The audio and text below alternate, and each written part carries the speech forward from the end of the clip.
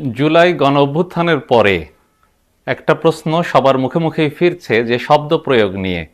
আমরা ব্যবহার করছি ইনসাফ শব্দ ন্যায় বিচারের বদলে, বা আমরা ব্যবহার করছি ফয়সালা, সেটি মীমাংসার বদলে। এখন এরকম যে শব্দের প্রয়োগ, এই আমরা বলতে কারা ব্যবহার করছে? একটা ছোট অংশ। ফলে বড় একটা অংশের কাছে এই প্রশ্ন তৈরি হয়েছে যে এই যে শব্দ প্রয়োগ বা ভাষার ব্যবহার, এর ফলে আসলে বাংলা ভাষার বিকৃতি ঘটছে কিনা, এবং ভবিষ্যতে এর মধ্য দিয়ে বাংলা ভাষা হুমকির সম্মুখীন হবে কিনা।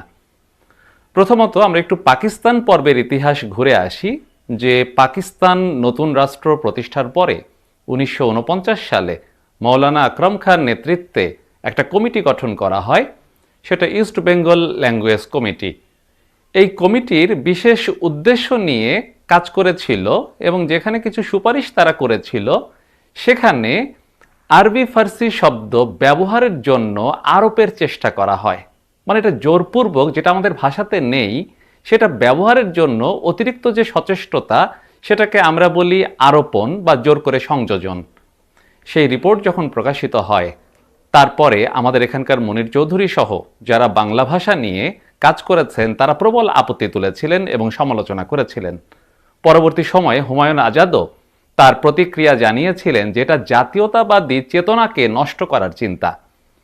তাহলে ভাষার যে এই প্রয়োগগুলো, শব্দের প্রয়োগ, সেটাকে আমরা কিভাবে দেখব?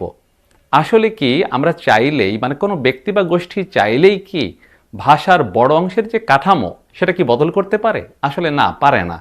এই আরোপণের মধ্য দিয়ে ভাষার বিকৃতিও আসলে ঘটে না।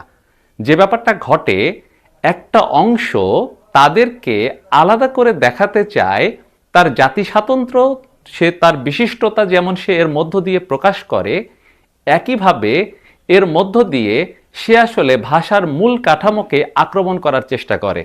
আমরা বলছি না যে ফয়সালা, ইনসাফ এসব শব্দ বাংলা ভাষায় থাকতে পারে না বা অভিধানে নাই, তা কিন্তু নয়। বা বন্দোবস্ত শব্দও তো সেই চিরস্থায়ী বন্দোবস্তের আগে থেকেই ব্যবহার হচ্ছে।